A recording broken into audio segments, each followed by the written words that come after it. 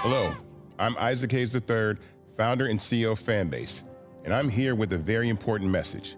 We are at a turning point in the Black community where we must have equity in the apps we use that scale to billions of dollars. But this time, we own the infrastructure, we own the culture, and we shape the future. And Fanbase is the future.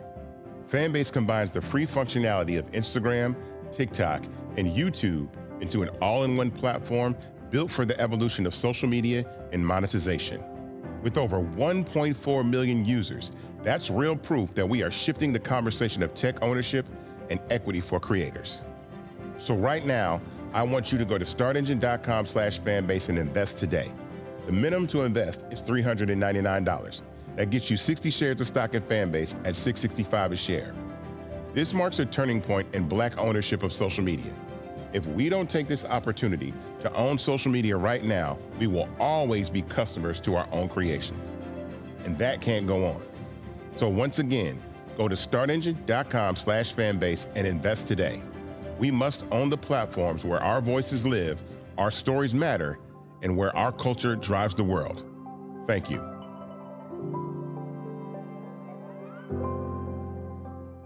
Black Star Network is here. Hold no punches. I'm real revolutionary right now. Support this man, Black Media. He makes sure that our stories are told.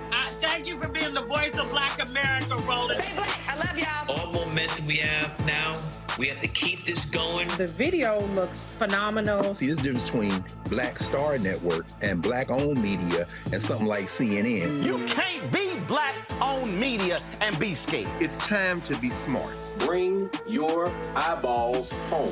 You dig?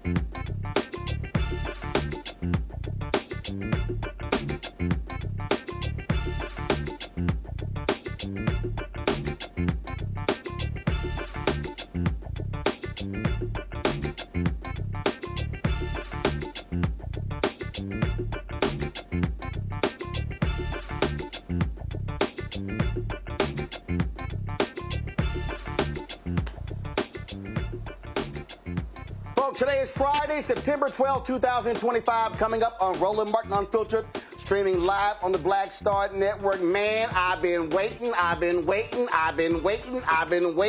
to talk to y'all all day. Hashtag, we tried to tell you. MAGA is losing its mind because one of their own was arrested for the murder of Charlie Kirk. His mama, his daddy, his grandmama, they're all MAGA. They're all Trump supporters. Early reports say he felt Charlie Kirk was not conservative enough. Oh, we got CVS long receipts how all of these right-wingers who are blaming the left and blaming black people and blaming transgender, they are deleting tweets, deleting videos. We got lots to talk about. Also, MSNBC sends out a shameful email to the companies, all the employees across the country, calling Charlie Kirk a father, a husband, a devout Christian, but they don't say nothing about his blatant racism. Is that how journalists are supposed to be acting? Also, Donald Trump says he's going to send the National Guard to Memphis next. We'll talk with State Representative Justin Pearson about that issue. And in Dallas, Black McDonald's operator Roland Parrish holds his annual golf tournament. He and I talk about black business and also the importance of giving back. Y'all buckle up. It is time to bring the funk on Roland Martin Unfiltered on the Black Star Network. Let's go. He's got it. Whatever the miss, he's on it. Whatever it is, he's got the scoop, the fact, the find. And when it breaks, he's right on time and it's rolling. Best believe he's knowing. Putting it down from sports to news to politics. With entertainment just for kicks, he's rolling. It's on go, roll, roll, y'all. It's Roland Martin, yeah. Rolling with Roland now. He's funk, he's fresh, he's real, the best, you know he's Roland Martin now.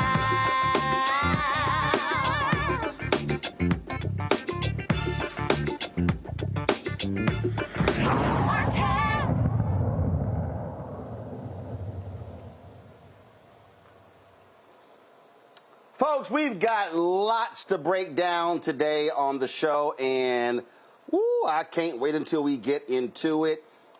In about 20 minutes, we're going to talk to State Representative Justin Pearson, represents Memphis, because Donald Trump plans on sending in the National Guard to Memphis to talk about the issue of crime. Lots of stuff that I want to get into on today's show. And then, of course, y'all know we are going to get into all of this nonsense that we saw today. How white MAGA is losing it. How all of a sudden, in 48 hours, we went from destroy, kill, take out the left, these destructive animals. I mean, they had all sorts of stuff to say, to now all of a sudden, let's pray. Let's pray.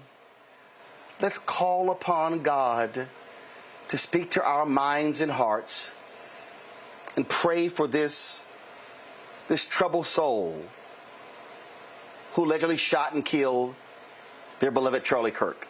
I mean, it is a 180-degree turn. Because, see, it's amazing what happens when one of your own is busted, when one of your own, you come to find out, is responsible. I mean, we had nothing. I mean, nothing. But all kinds of stuff. So, y'all, I got to get into a whole lot of this. And so, y'all know we got lots to unpack. I mean, we got lots to unpack. It's going. I'm telling y'all, just want to buckle up. Y'all want to buckle up. So let me get to some other news first before I get to that. And I know y'all want me to get to that, but trust me, we got to let folk get here. This thing got to marinate, because I'm telling y'all, we're going to deal with this in the last part of the show. We're going to deal with that. Let's talk about voting first. I have repeatedly said that the thug-in-chief, Donald Trump, is a cheater. He's a cheater. He's a liar. You can ask all of his wives and his ex-wives. He cheats at everything. Now what they're trying to do, they're trying to build this massive database of voter information that's across the country. Okay? Now remember, Steve Bannon has been out here saying, well, we've got lawyers saying that Trump could run for a third term. Even though the Constitution is very clear about only being able to serve 2 terms. Okay? According to the New York Times, the Department of Justice is gathering the most extensive collection of national voter roll data ever, compiled in an attempt to substantiate their long-held, unverified, flat-out lies about undocumented immigrants voting illegally. The Times said the initiative involves collaboration between the civil rights and the criminal divisions of the Justice Department. They're seeking data about individuals, names, and addresses, which experts say could potentially violate the law. Now, let's be clear. These people are liars. They make up stuff. So I don't have any trust in anything that emanates from anything associated with Donald Trump. Whether it's DOJ, whether it's the Federal Trade Commission, the SEC, it doesn't matter.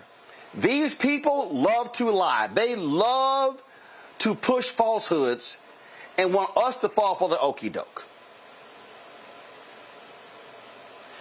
This is also why I keep telling black people we can't be sitting out elections. We can't be doing these things. In Missouri today, what did they do? They passed Trump's racist gerrymandered map, destroying the congressional district of Congressman Emanuel Cleaver there in Kansas City, former mayor of Kansas City, preacher, my alpha brother. Right now in Missouri, it's 7-2. 7 Republicans, 2 Democrats.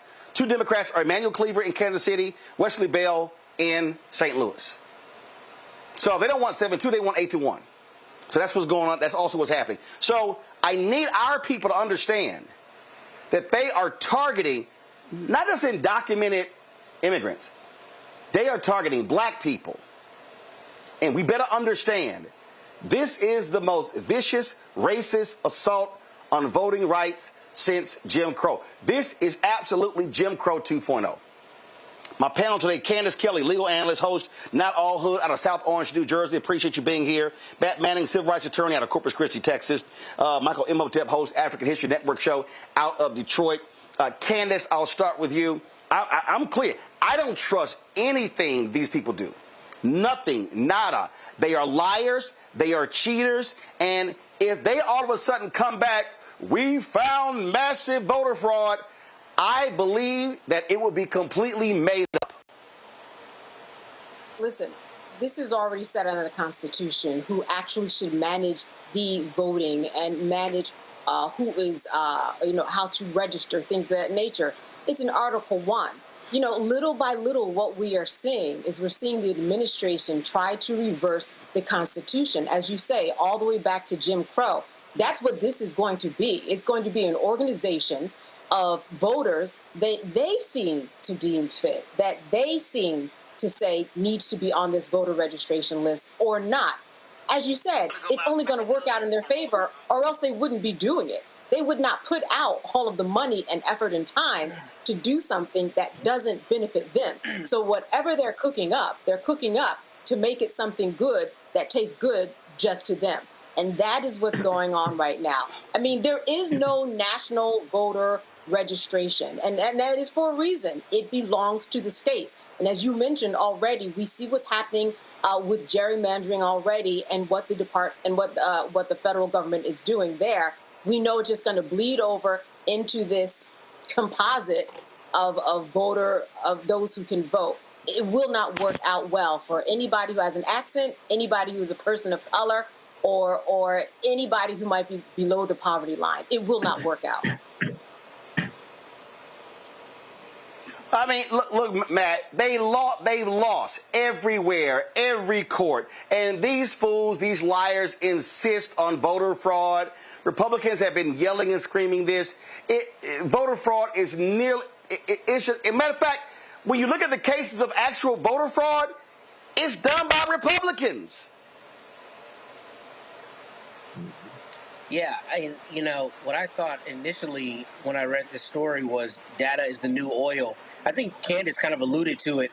I don't even know what's on the back end of this, but I know it's one, nefarious, and two, I think it's going to be something that's going to end up really affecting the core question of the validity of elections, or at least they're going to try to make it that. And what they're likely going to do is find a very small number of instances, if any at all, of voter fraud, and they're going to try to magnify it and show that there's some widespread voter fraud. Because as we know, every one of those cases that got filed related to that was lost, right? I mean, people lost law licenses behind moving those false cases. So I think it's a question of how are they going to ultimately use this data. I know part of it is a citizenship attack. They're checking people's citizenship status, and we know that there's going to be an immigration nexus. But beyond that, I think Candace is right. There's something that they're cooking up, and I don't know exactly what it's going to be, but surely it's going to be to try to undermine both local and federal elections, and to just make Americans at large think you can't trust any elections, despite the fact that most states are able to have stable and credible elections, in any cycle. So that's what I think is coming down the pike, but I don't know exactly what that looks like just yet. Michael, with these people, people might as well go ahead and get ready. Donald Trump is going to send ICE, U.S. Marshals, every federal law enforcement to polling places to intimidate people. They're going to make up stuff with these voter rolls. There's nothing. I do not trust these people at all. Right, and we shouldn't trust them. And in addition to ICE and the National Guard, you could have the Proud Boys and the Oath Keepers show up as well, because we know he gave pardons to 1,500 insurrectionists that tried to overthrow the government in 2021, January 6th. So yeah, this is more this is more of the authoritarian play that's taking place, and that's playing out. And what we have to realize is this is white fear. This is them fearing the African American vote. This is them fearing the vote of Latinos, etc. And this is a desperate play for them to maintain power. And as you've talked about your book, White Fear, they fear 2043, when it's projected that white people will become the minority population in this country. So we have to get ready. We have to study Project 2025 and develop strategies to fight against this. I need our people to understand what's going on here. I need them to understand that they are going to be attacking black people. Look, this national voter registration database, that's one thing. They are scared to death. Candace, they can't lose the House. They are so desperate. No. Again, they're gerrymandering seats. They're doing everything. They know the economy is tanking. It is tanking. Their own people are upset with them. They will do whatever. They will do whatever they can to cheat. And that's what their goal is. And people need to not go, well, I'm not quite sure, Roland. I think you're just hyping this thing up. No, I'm not. Well, let's take a look. The midterms are coming up. What's that? 33 seats that are at stake. You're correct. They have something in mind because they need something to build on to say, listen, what we're doing is right, but this voter registration thing that's going on and that what we've been experiencing for all of our lives, it's wrong. And that is what they are setting up for. The other thing that they are doing by setting up this national voter registration list, again, under their umbrella, so we know how that's going to turn out, is that nobody's mentioning any more of Jeffrey Epstein, really, are they? I mean, it's really gone away. So you have to look at all of these things as distractors that they are. This is what they want us and all of the media to be talking about. And yes, it's happening and we need to be talking about. But there are other issues that are even bigger that we're not talking about. And that is also part of the strategy. They're going to use this in campaigning, and they're going to use this to deflect other things that we're going to find out about a year from now. Yeah, I'm telling you, Matt, we have to be extremely protective. These people, they are going to cheat. They're going to try to do everything. And remember what Donald Trump said in 2016? Black people, thank you for not voting. The only way to send these people a message is if we have, y'all want to do boots on the ground? Do boots on the ground to the ballot box. That's what you do, Matt. It's precisely, especially because you can't trust the Supreme Court's going to get it right if it gets up there to them. It's purely a numbers game. So it's got to be boots on the ground to the ballot. And it can't be people who are saying, I don't love, one of the candidates, or I feel like they're not talking to me 100%. People have to not only be informed, but they have to say, ultimately, no politician is going to be perfect. But if I sit this out, we're going to have another Trump or another person trying to take his place, and we cannot abide that. I mean, we're in this position because people didn't vote the way they needed to. And it really baffles me that we as a country, or the people in this country who voted for Donald Trump twice to be our president. That should not happen in a rational world. And the way you stop that is people going to actually cast their vote. So people cannot be riding the couch in the midterms and in subsequent elections. Michael. Yeah, when I mentioned Project 2025, it's important for people to understand that 47% of Project 2025 policies have been implemented in approximately the first 8 months of Donald Trump's presidency, and that's tracked by Project 2025 tracker. Secondly, I think we have to change the language. It's not they are going to cheat, is they are cheating. What we just saw in Missouri today, okay, with the new maps, that is cheating. What we saw in Texas, what Republicans in Texas gerrymandering the maps mid-census, not waiting on the census to redraw district maps, that is cheating. So it's not that they are going to cheat, is that they are cheating and they're going to do it even more so. The question is, how do African Americans organize to fight against this? Okay, because they this is an all-out assault. You've talked about defunding Black America, Roland. This is the worst assault on African Americans since going back to the modern-day civil rights movement.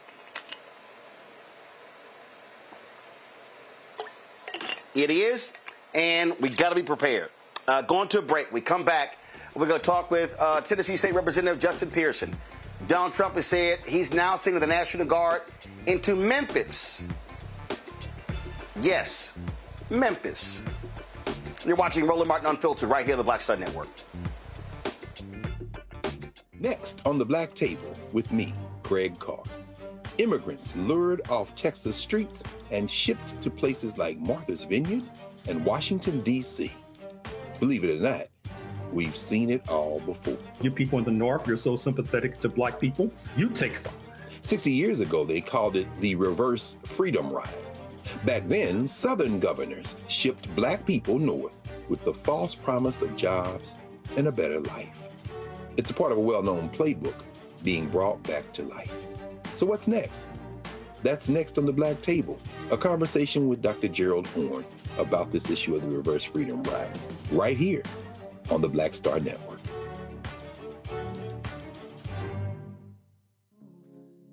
Black Star Network, what's happening? It's your man, Kim. And look, my new single, Rock With Me, is on fire. we debuted as the #1 most added and greatest gainer at R&B radio. So look, I want you to go check it out at musicbykim.com. Listen to it, download it, tell me what you think about it. Also, make sure you sign up to be a part of my community so we can stay connected. At Music by Kim on all social media platforms. Thank you for rocking with me, and keep love on the one. 'Cause I want you to rock with me. We live in a strange world till the darkness falls forever. Baby, let's be the dawn. When it feels like it's taking me over, you're making me stronger, my sweet love. Hello, I'm Isaac Hayes III, founder and CEO of Fanbase, and I'm here with a very important message. We are at a turning point in the Black community where we must have equity in the apps we use that scale to billions of dollars. But this time, we own the infrastructure, we own the culture, and we shape the future. And Fanbase is the future. Fanbase combines the free functionality of Instagram, TikTok, and YouTube into an all-in-one platform built for the evolution of social media and monetization. With over 1.4 million users, that's real proof that we are shifting the conversation of tech ownership and equity for creators. So right now, I want you to go to startengine.com/fanbase and invest today. The minimum to invest is $399. That gets you 60 shares of stock in Fanbase at $665 a share. This marks a turning point in Black ownership of social media. If we don't take this opportunity to own social media right now, we will always be customers to our own creations. And that can't go on. So once again, go to startengine.com/fanbase and invest today. We must own the platforms where our voices live, our stories matter, and where our culture drives the world. Thank you.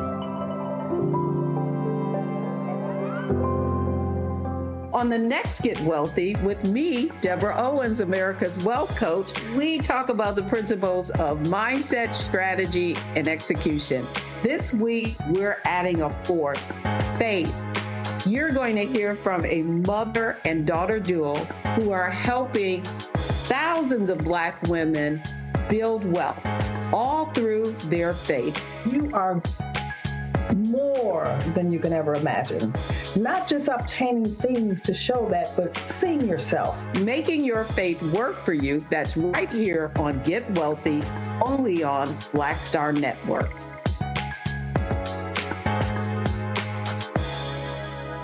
This week on The Other Side of Change. Hurricane Katrina, 20 years later.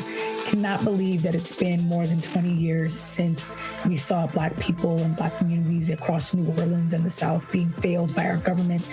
But it's a harrowing lesson. We're going to unpack how race and class intersect in ways and how we need to talk about this government doing more for our communities. Again, you're watching The Other Side of Change, only on the Black Star Network. Hatred on the streets, a horrific scene, a white nationalist rally that descended into deadly violence. White people are losing their damn minds.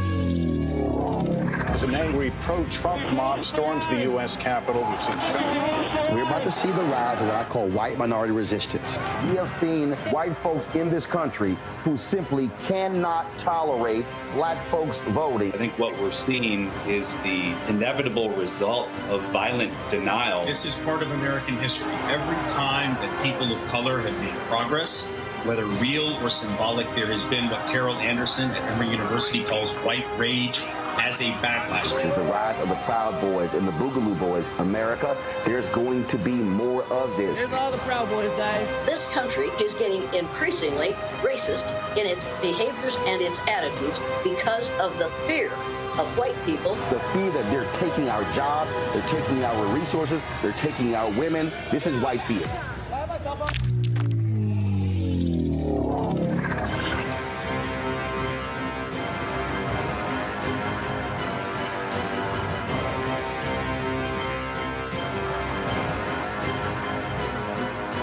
How you doing? My name is Mark Carey, and you're watching Roland Martin, unfiltered, deep into it, like pasteurized milk without the 2%. We getting deep. You want to turn that shit off? We're doing an interview, motherfucker.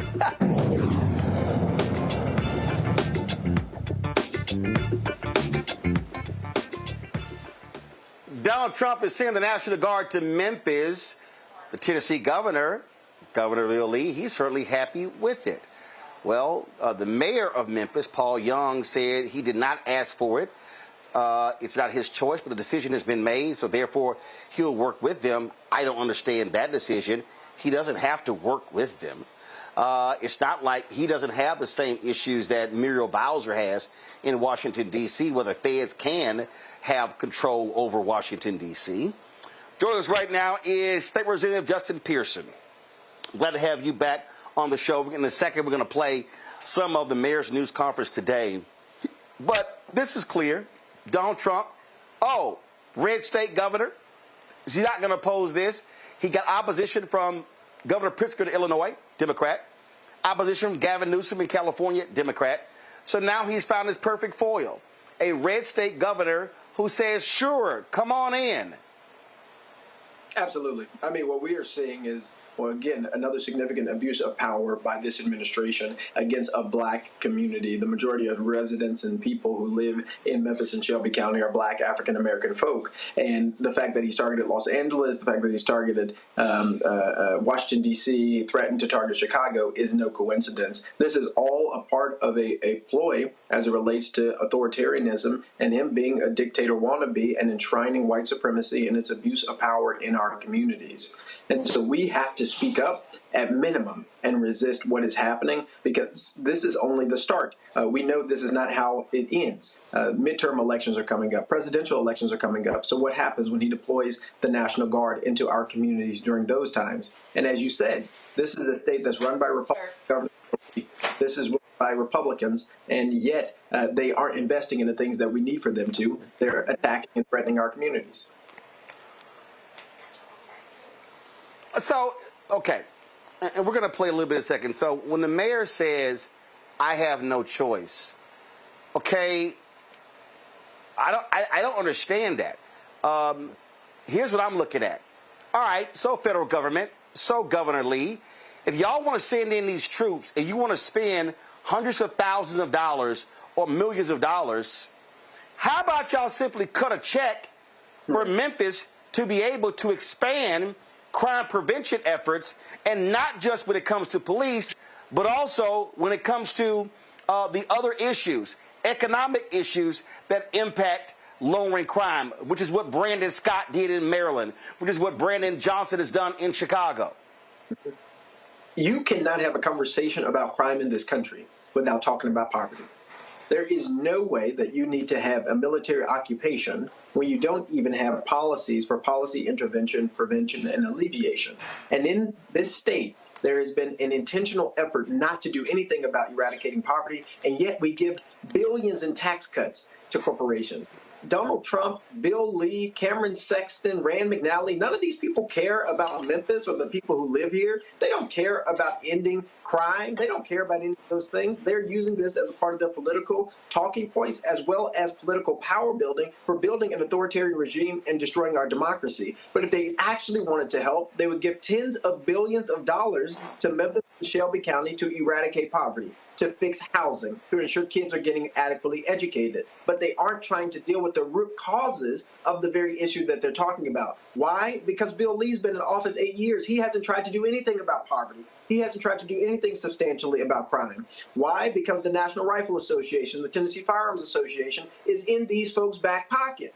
And so they know that they're not going to put forward any laws to actually end the gun violence epidemic, actually prevent guns from being in the hands of people who otherwise should not have them. One of the reasons that I got expelled a couple of years ago was fighting against gun violence and demanding gun safety legislation. They don't want to address the problem, but they do want to use our black city as a pawn in this authoritarian game. And we do have a responsibility as elected officials to speak up and to stand up against this and to demand that we get the resources from the federal government financially and don't get a military occupation.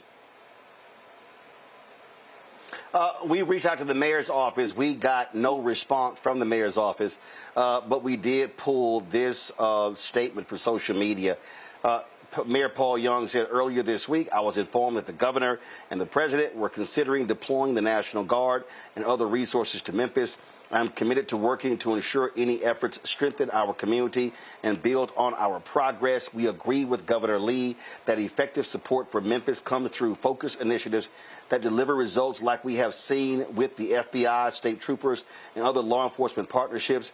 What we need most are financial resources for intervention and prevention, additional patrol officers, and case support to strengthen MPD's investigations. Memphis is already making measurable progress in bringing down crime, and we support initiatives that help accelerate the pace of the work our officers, community partners, and residents are doing every day, unquote. I take it you never heard, I take it that Governor Bill Lee never consulted you. I take it that U.S. Senator Bill Hagerty and U.S. Senator Marsha Blackburn never consulted you on any of this. Absolutely not. They haven't consulted me, they haven't called, and they won't. They won't call because they actually don't want to address the root causes of the problems that we're dealing with. They only want to continue to perpetuate a narrative of criminality, black criminality. They only want to continue to perpetuate a narrative that black folks, you all can't govern yourselves, you all can't lead yourselves, you all do not have the solutions. And so the only thing that you will understand is having militarized men, women, and people in your community policing and taking on police powers that they otherwise should not have. This is detrimental not only to the idea of having a democracy, it's detrimental to the beliefs that many of us hold about the right to self-government. And years ago, that may have been a Republican saying or theme for their party, but it has to be our responsibility to protect and to defend ourselves from these overreaches and power by this administration and by these white supremacists who only want to use our cities, to use pain that we actually do experience and endure as talking points for them in the political sense. They haven't called me. They're not going to call me. But what they are going to hear is the voices of our community. They are going to hear other elected officials who have the courage to speak up and to actually say what needs to be said, stand up and fight back against what is happening in our community. We do want financial federal investment. That we do want. We don't want a military occupation. And for decades, we have been deprived of getting the resources that we need to actually deal with the eradication of poverty, to deal with the housing insecurity. 36% of children in Memphis are living in poverty. And this has been consistent for years. And we have yet to have leadership nationally, at the local, especially not at the state level, to actually address the root causes of the problem. And gun violence is the leading cause of death for kids under the age of 18. That doesn't happen by coincidence or accident. That is done by policies being passed at the state legislature that has made it easier for people to have access to firearms than it is for them to access a higher wage job. That's what we have to change. And that's what we have to articulate in this movement and in this. And correct me if I'm wrong, after there was that mass shooting at a school, wasn't the first action of the Republican-controlled legislature to give gun manufacturers immunity? One of the first bills they had was to give gun manufacturers immunity. Another bill that they had was to arm teachers. And then one of the first acts they took after that was my expulsion and my colleagues' expulsion. So they have never actually taken the issue of black pain seriously. They've never actually taken the issue of gun violence disproportionately hurting and harming our community in Memphis and Shelby County seriously. But now, all of a sudden, they're saying this overreach into our community, the National Guard coming into Memphis, is the solution without ever taking a single step to prevent the problem from happening.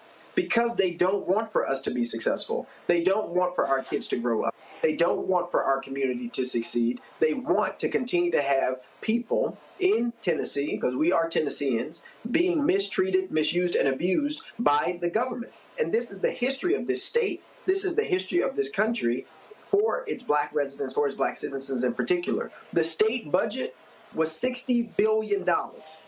Ask me how many billions came back to Memphis and Shelby County. They're not about investing enough. And that is the problem. We deserve and we demand investment in state government, federal government, but they've yet to do it.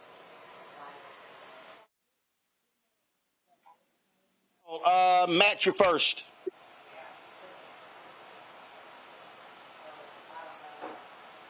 Situation where you don't have a Supreme Court that is going to enforce the sovereignty, essentially, of your local community. What funding or appropriations or other mechanism do you have to push back? Because before you answer, what I've really been struggling with is we really have a crisis of federalism in this country right now. You have a president who's far overstepping his bounds into realms that are supposed to be yours, right? Or other locally elected politicians' realms of influence. So what do you see as mechanisms to push back against that when you see the courts, at least the Supreme Court, is not holding the line the way it needs to? Yeah, I mean, you have a couple of things. One, you have court cases that the administration has lost or is likely to lose when they tried to encroach in California, the threat in Maryland. And because those are democratically controlled states, they are more difficult for the president to send in National Guardsmen and National Guards folks as policing presences. But when you have a very weak, cowardice Bill Lee or Republican leaders like Cameron Sexton and the like in Tennessee, they're able to more easily corrupt them because they're Republicans in power and misuse their authority against their citizens, in this case, citizens in Memphis and Shelby County.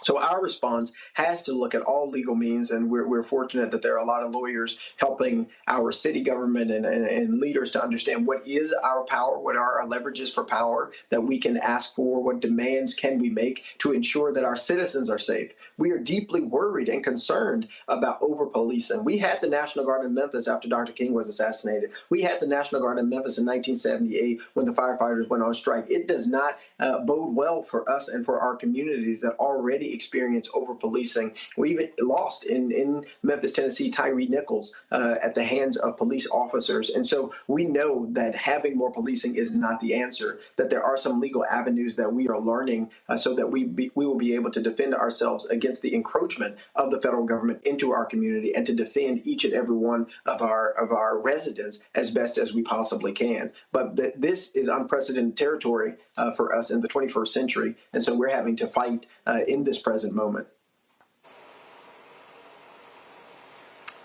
Let's go to Candace. So you mentioned Tyrese Nichols, and certainly these 3 of the 5 officers, they've been granted new trials because of something that the judge said. And I am wondering, what is the state of the police there in your estimation? Have there been any type of changes or anything that you've seen with boots on the ground with the police since the beating death? Yeah. I mean, the death of Tyree Nichols is heartbreaking. His family has become family to me. Mama Wells, Mr. Wells, his sister. I've gotten very close with them, and they're some of the strongest, most powerful people that I've ever had the opportunity to meet. And what's happening with that trial in particular is heartbreaking and devastating. The fact that a new trial has been granted for these 3 officers who were each found guilty of some crime very recently until that was overturned because a judge said something that he should not have said, and it tainted the entire case according to the judge who reviewed that appeal. And so there's a lot of heartbreak and pain and shock as it relates to the case of Tyree Nichols and elevating his life, and the case of the officers, I would say, who took his life away.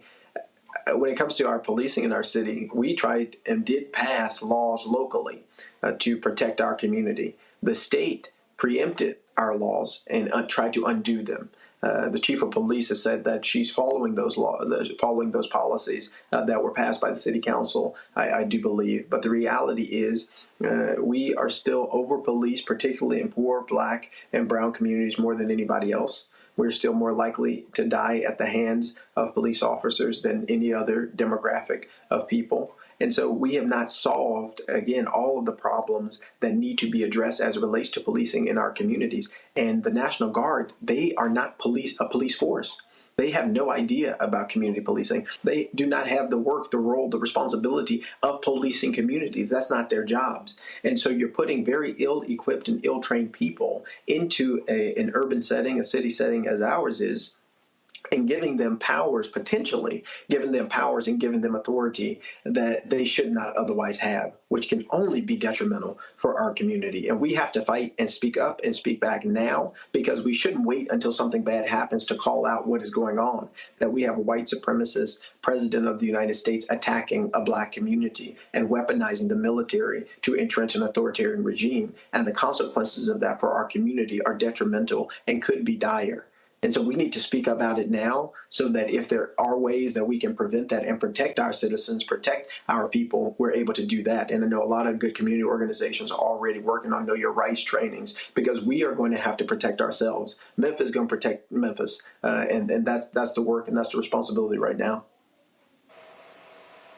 Michael?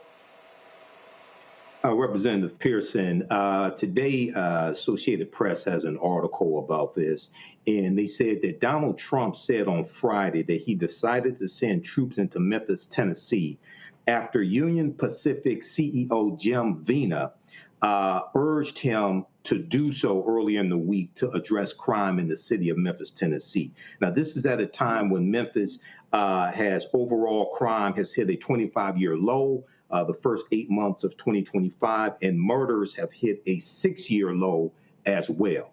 Do you know anything about this conversation? Have you heard anything about this? Number one. Number two, what type of investments would you like the federal government to make? We know $811 million in public safety and victim service grants have been cut by the Trump administration. So what type of investments would you like to see?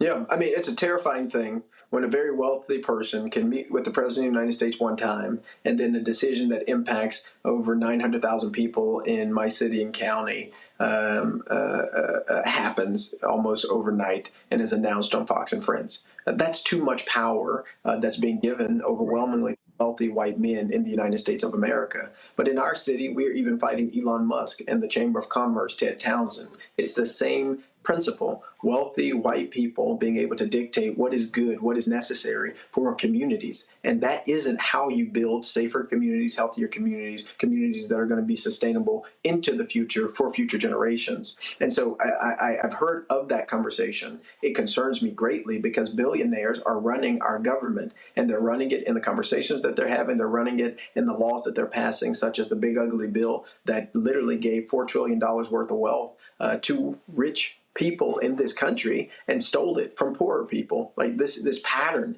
is endemic and systemic in the way that this country has been operating, but particularly under this administration that doesn't care about poor people, doesn't care about black folks, Latino folks, Asian folks, doesn't care about anybody who is not a billionaire, who is not wealthy, who is not influential in the ways that they regard. And so it is a we problem. It's about us. It's about all of us. And whether you are a poor white person or not, you need to realize that just because they are stealing and coming after our rights today does not make you safe. It does not guarantee anything for you. And the erosion of democracy in our lives is the erosion of democracy in our entire political life. And what are the investments that we need? To your point, there's a recognition that hundreds of millions, billions of dollars that otherwise would have helped with violence intervention programs, that would have reduced the amount of people who are getting sick and don't have access to health care, or hungry and don't have access to food. All of those types of programs are being cut by this administration. They are doing things to make it harder for everybody to live.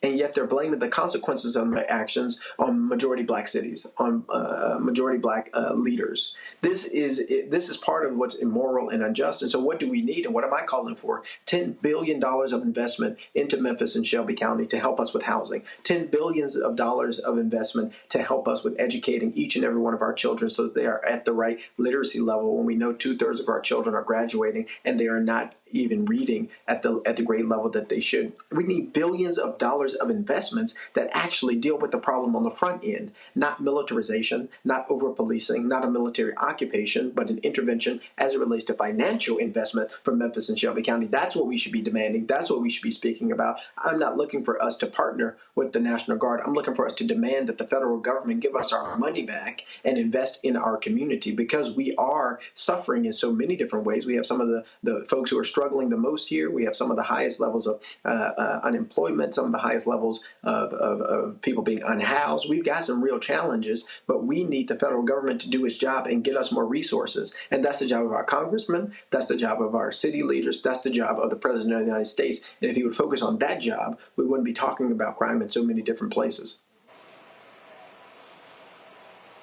All right. State Representative Justin Pearson, man, we appreciate it. Keep up the good fight.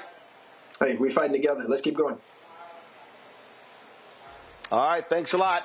All right, folks, going to a break. When we come back, we have got to talk about how white MAGA is losing their shit because one of their own was arrested for the murder of Charlie Kirk. We're going to tell you about Tyler Robinson, his family, where he went to school, and it's a whole lot of tweets and videos that are being deleted, taken down, and it's amazing how the tone has also shifted. Oh, we got a lot to unpack on right here on Roland Martin Unfiltered on the Black Star Network. Don't forget to support the work that we do. Join our Bring the Funk fan club. Our goal between now and December 31st is to raise $1 million to support this show. If you want to contribute to the effort, please go. You want to use Cash App, use the Stripe QR code. You see it right here, the QR code right there, bottom left-hand corner. That's for Cash App, credit card applications. PayPal's R Martin Unfiltered, Venmo RM Unfiltered, Zelle, Roland at RolandSMartin.com, Roland at RolandMartinUnfiltered.com. Checks and money orders make it payable to Roland Martin Unfiltered, P.O. Box 57196, Washington, D.C. 20037 7-0196. We'll be right back. I'm Dr. Greg Carr, and coming up on The Next Black Table, we're speaking with Dr. Lucius T. Outlaw Jr., master teacher and philosopher. He takes us on his journey to discover and celebrate Black philosophy. From my undergraduate years at Fisk all the way through my PhD, I was never in a philosophy class where I had a professor who was a person of African descent, nor assigned a text written by a person of African descent, ever. How he pushed back at those who said there was no such thing and got us all thinking about what it means to be Black. That's on The Next Black Table, exclusively on the Black Star Network. This week on A Balanced Life with Dr. Jackie, we're talking all things entrepreneurship. Whether you want to jump right in, take a leap of faith, or you've just been thinking about it for a while, we're having a one-on-one candid conversation with Dr. Tierney, our level up coach and YouTuber of the amazing Hey Sugar. So let's talk about entrepreneurship. Before you jump out here, know that it is some work that goes into it. And not necessarily the work in the business itself, but some inner work. That's this week on A Balanced Life with Dr. Jackie on Black Star Network.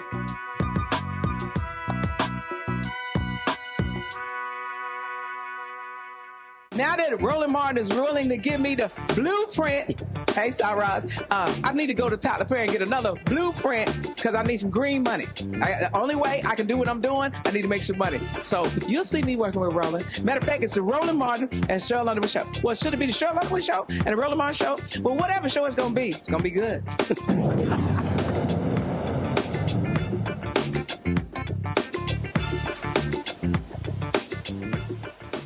All right, folks, big news today. They announced in Utah that a suspect was arrested in the shooting death of Charlie Kirk, the right-wing provocateur who was gunned down while speaking at a university in Utah. Tyler Robinson is the young man's name. He was turned in by his father, former law enforcement, former sheriff, minister. He comes from a MAGA family. His grandmother's on record saying, I don't know anybody in this family who was a Democrat. And what's now we're hearing that, according to reports, that he was a groyper. That is a far right, Nick Fuentes, the racist, white supremacist, acknowledged white supremacist, anti-Semite. He apparently is a follower of him. Also crazy deranged Laura Loomer. She's been deleting a lot of her tweets as well. A lot of her tweets dealing with Charlie Kirk as well. It has been an unbelievable day, folks. And just watching all of this stuff unfold, it's been unbelievable. There was also, of course, the news conference, this weird statement from Kash Patel. I don't know what the hell he was talking about. But check this out. So Nick Fuentes, now y'all need to understand, this dude had 200,000 people watching him live last night. He has cultivated a massive following, and he was highly critical of Charlie Kirk, attacking Charlie Kirk as not being a real Christian. The videos are amazing to see this whole back and forth. Oh, this is also the guy who had lunch with Donald Trump along with Kanye West at Mar-a-Lago. So just so y'all understand how all this is wrapped up. And what's crazy is, remember, they were blaming the left, calling for folks to be fired, all sorts of stuff. But it's amazing how their tone has totally shifted. Totally shifted. Now that a white guy, we tried to tell you. Remember, I told everybody, stop jumping to conclusions. Let's play it all out. No, the left, the left, the left, the left. They're radicals. They're crazy. They're terrorists. What say you now? So, Fuentes, who was on the receiving end of a big New York Times article last week, realizing he's about to get a lot of heat for his views, he posted this video today. This is a very delicate situation. This is a very delicate situation. I fear that this has set off a chain reaction. I pray to God there is no further violence. I pray to God that nobody else is hurt as a result of this. I hope that it stops here. It should stop here. To all of my followers, if you take up arms, I disavow you, I disown you in the strongest possible terms. That is not what we are about. And the same goes obviously for the other side. And I want to make that very clear. It would be a profound moral, political mistake for anybody to take the bait and to engage in any kind of reprisal, retaliation, revenge. Remember, we are the good side. And what makes us good is that we have Christ. What makes Christianity and Christ so different from the other religions is that our religion is based on the bearing of suffering for the sake of even those that persecute us. An overflowing of love, an overflowing of self-giving love, so much of it cannot be contained. An unconditional, absolute standard of love for all of God's children, even those that are misguided, even those that persecute us, even the most heinous among us. That is what makes us different. That is what makes us good. You think you're good? You're not. You are not good. I am not good. You are a man. I am a man. You are a sinner. I am a sinner. We cannot save ourselves. We cannot save this world. God can save us. God can save the world. And God saves us and God saves the world by drawing all of us up onto the cross with him. And we join not just in his glory, but in his suffering. Real suffering, not imaginary, not a nice story, real suffering, real death, real destruction, real misery. We bear a cross like Christ bears a cross, like his disciples, like the martyrs, like the saints bear a cross. And you better get comfortable up there. Drink up. And you bear that cross, not for your kin, not for yourself, not for your children, which are an extension of yourself. You bear that cross and that suffering. You drink from that chalice for your enemies. Sounds pretty desperate to me, huh? Yeah, I thought so. Utah governor. He has been talking about how we need to bring folks together. Here's Utah Governor Spencer Cox. He was hoping the killer wasn't even American. You know, this bad stuff happens. For 33 hours, I was praying that if this had to happen here, that it wouldn't be one of us. That somebody drove from another state, somebody came from another country. sadly, that prayer was not answered the way I hoped for. Just because I thought it would make it easier on us if we could just say, "Hey, we don't do that here." And indeed, Utah is a special place. We lead the nation in charitable giving. We lead the nation in service every year. And then you got the stupid Hall of Famer, Donald Trump Jr., who's an absolute idiot.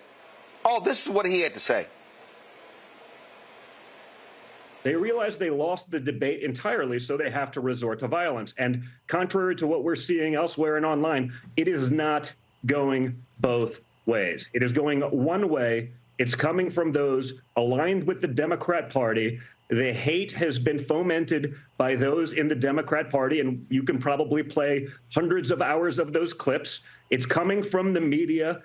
Some of them are doing a quick course correction and probably scrub their social media feeds for all the things they've said about Charlie, myself, my father over the last few years.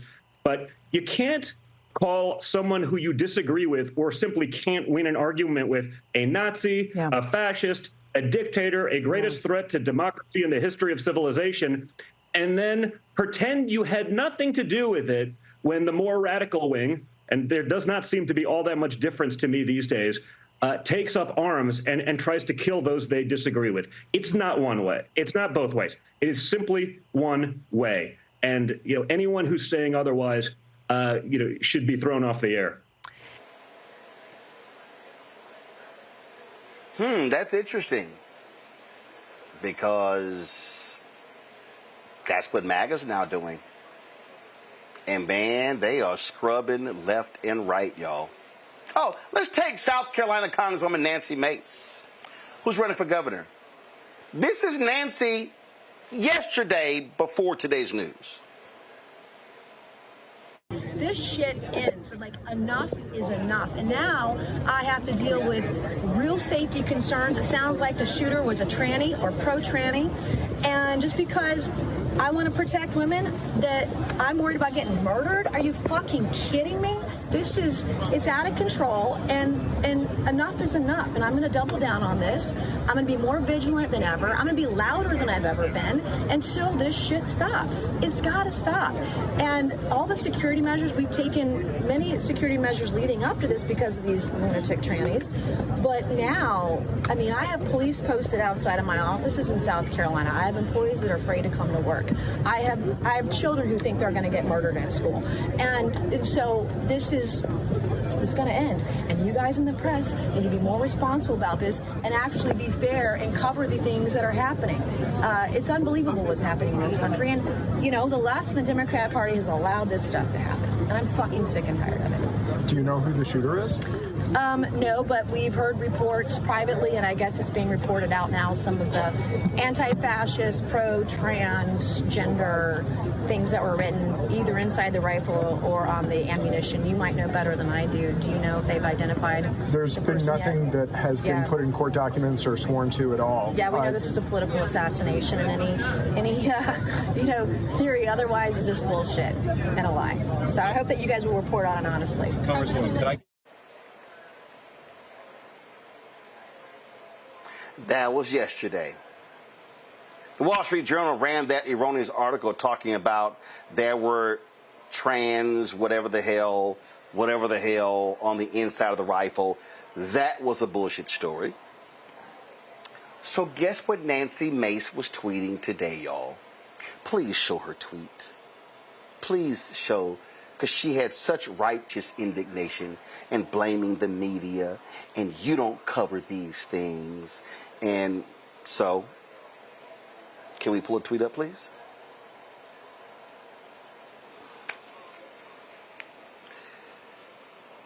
Okay. Give me a second, y'all.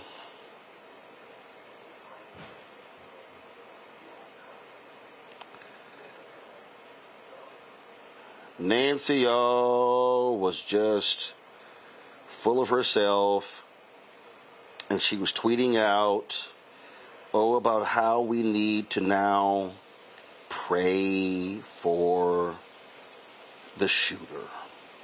Now, again, she was full of it yesterday. She had such vitriol yesterday. But Nancy sounds a little bit different today. Nancy said yes. Tell him to go back to the death penalty. Now she tweets, we know Charlie Kirk would want us to pray for such an evil and lost individual like Tyler Robinson to find Jesus Christ. We will try to do the same.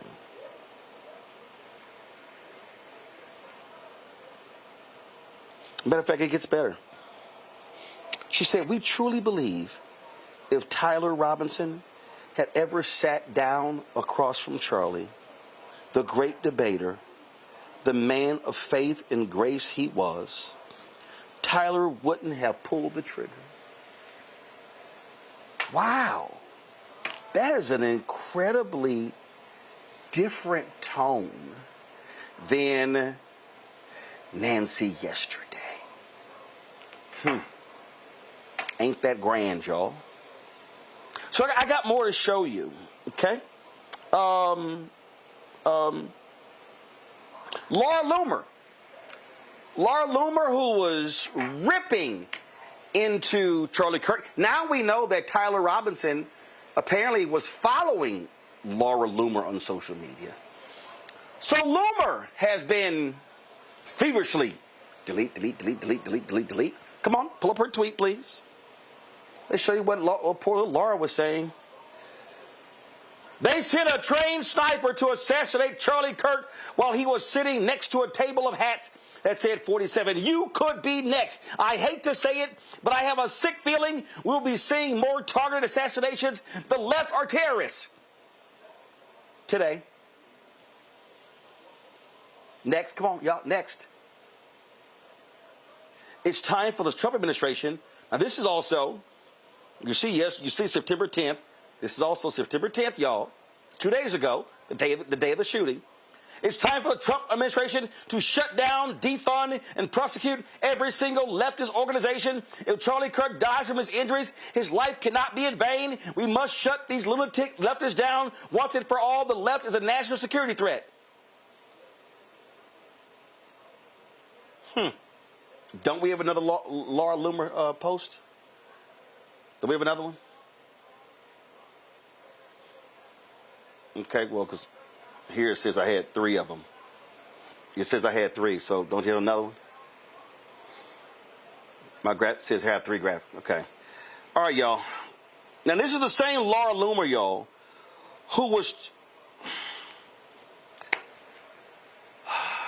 Pull it up, please.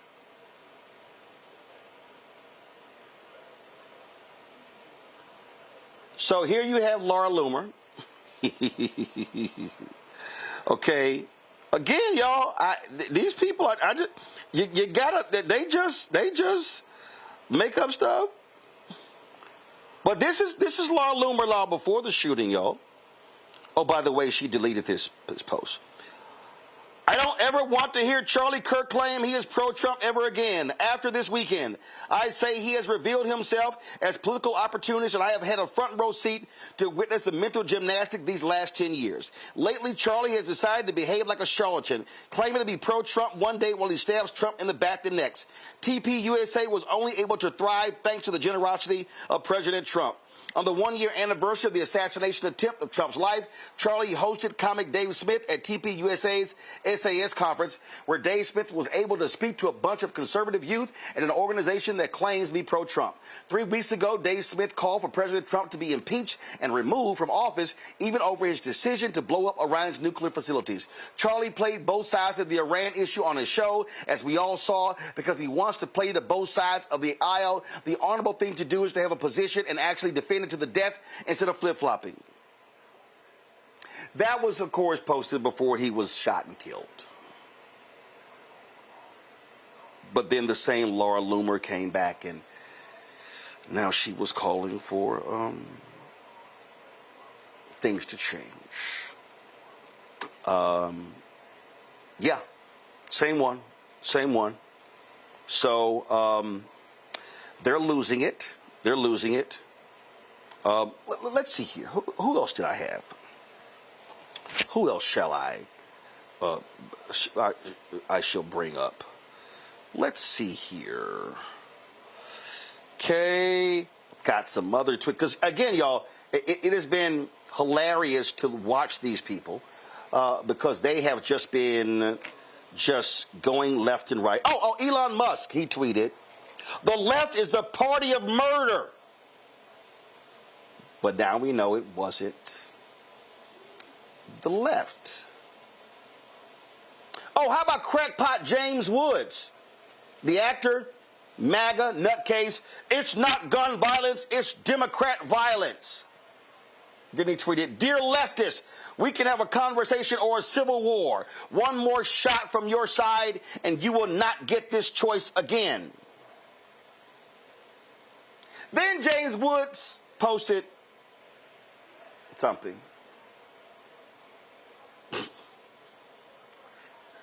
Placing the blame of Charlie Kirk being killed at the feet of Democrats. Let me ask you tonight, do you think Donald Trump is a fascist? Yes, I do. This is what kicking the shit out of fascism looks like. Try to prevent the spread of the lawlessness and the fascist chaos that's been unleashed against us. So when we say Donald Trump is a fascist, fascism, a huge component of fascism is uniting racism, bigotry, a form of racist nationalism. We are now living in a fascist dictatorship. We are worried about potential rise of fascism in this country. We're worried about our democracy falling to an authoritarian and potentially fascist form of government. Not only to roll over to Donald Trump's will, but to roll over our democracy and allow him to take over this country as a fascist dictator. When fascism isn't just coming, it's already here. The former chairman of the Joint Chiefs of Staff, Mark Milley, said, "No one has ever been more dangerous to this country than Donald Trump, and he is a fascist to his core."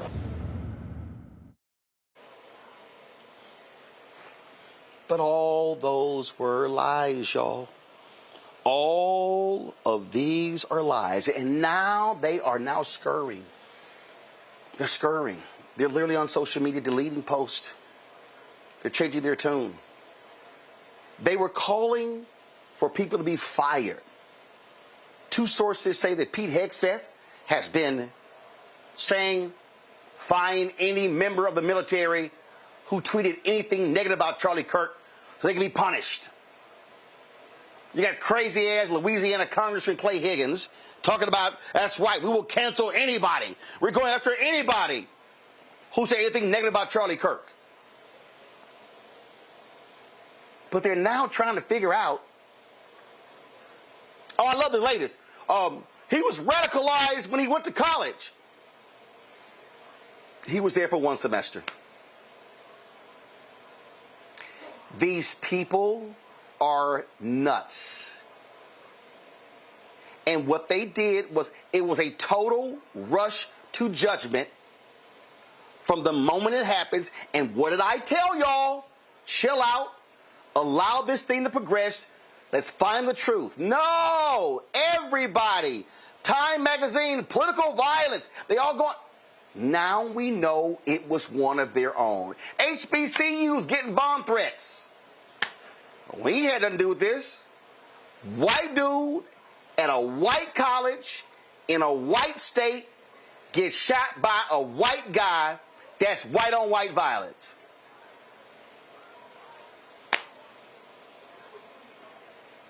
They were calling for civil war. Jesse Waters was foaming at the mouth. We're going to take these people. Now it's, matter of fact, y'all, control room, I need y'all right now, pull up the New York Post website. I want to show y'all how white people, white conservatives, what they do when somebody white, one of their own, does something. Oh, y'all going to love this here. This right now is on the front page of the New York Post. Y'all going to love this. Losing faith. They got a photo of Tyler smiling, A photo of him smiling with his mom and dad and his 2 brothers. Tyler Robinson was raised Mormon and allegedly killed Charlie Kirk moments after influencer praised the church. Now, y'all know damn well, if this the same New York Post, man, if y'all scroll down, they will have, if somebody black kills somebody, oh my God, they are going to have all kind of crazy stuff. Matter of fact, go on down. Y'all going to see an article, cold-blooded maniac who cops say killed, burned elderly New York City couple inside their own home makes chilling admission. I hope y'all see. Do y'all see the juxtaposition? Y'all see this photo of the black guy who allegedly killed a white couple? Maniac who cops say killed, burned elderly New York City couple inside their own home makes chilling admission. But the murderous white guy, oh my God, he's losing faith. He lost his faith. This shows you how shameful and despicable these people are, Candace. I mean, to watch this, now it's Charlie would have prayed with him. Oh, he would have held his hand. If only they could have prayed together. They were foaming at the mouth 24 hours ago. But now, all of a sudden, Candace, one of their own, again, daddy, sheriff, gun lover, daddy, mama is scrubbing her Facebook page. Got photos on the Facebook page of them holding guns and all kind of stuff. So we got a gun-loving, MAGA, Trump-supporting white boy from a Donald Trump, MAGA, gun-loving family that killed a Donald Trump, MAGA, gun-loving white guy in Charlie Kirk. That's white-on-white crime. And don't forget, his mother said that he was the ideal model student. And, you know, when I look at this and I think about what went on years ago, because the authorities in Utah said that they received 7,000 tips. They hadn't received this many tips since the Boston Marathon bombing. And what happened with that bombing? The same thing that you're talking about. They put 2 people on the front of the newspaper, and then they had to pay millions of dollars. I think it was the Daily News or the Post had to pay millions of dollars because they got it wrong, because of the way that they portray them. The same way that they're portraying this young man now as if nothing is wrong. And that is what is the matter with journalism today. I think all of this is wrapped up in journalism. All of it's wrapped up in the media, how we actually portray the people who did what they did and try to find some truth in it, like people like us on the other side. It is very difficult to discern because everybody is out there giving their opinions. We have to be smarter consumers, know that a lot of people who are out there, who are posting, who are saying things, they're doing this for just pure entertainment. What that woman said about the transgender and stuff that was written on the bullets, that was all made up. Look at Fuentes, that the young man that you showed a bite. He's been kicked off several social media platforms because of hate speech. But now he's talking about Jesus on the cross. Roland, I'm sorry. I just cannot even take some of these people seriously because I think in their heart of hearts, in terms of what they posted and all that you've gone through, they don't take themselves seriously. They're really kind of like acting to me. I mean, that's what I see. They are putting on a performance in order to eventually get what they want, which is vote, to keep people in the middle of chaos and to continue to divide people. That is what is going on now. That's what we see playing out in the media. And actually, this is what we've always seen. Nothing new, nothing has changed. It's just that now we have a digital record of everything that we've thought and everything that, we think is happening, and we now have to go to correct ourselves. But this has been happening for decades. Nothing new. Yeah, and what's crazy here, Michael, all these media people are getting exposed because what they've been doing is, oh my God, lionizing Charlie Kirk.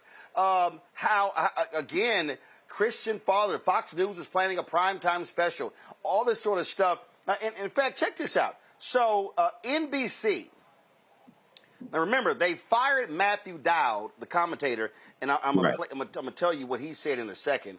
But NBC, the leadership of NBC, and we're talking Brian Roberts, Mike Kavanaugh, and Mark Lazarus. This is what they sent to all of the employees at Comcast, NBC Universal. This is the entire company. The tragic loss of Charlie Kirk, a 31-year-old father, husband, and advocate for open debate, whose faith was important to him, reminds us of the fragility of life and the urgent need for unity in our nation. Our hearts are heavy as his passing leaves a grieving family and a country grappling with division.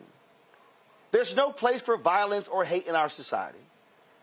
You may have seen that MSNBC recently ended its association with a contributor who made an unacceptable and insensitive comment about this horrific event.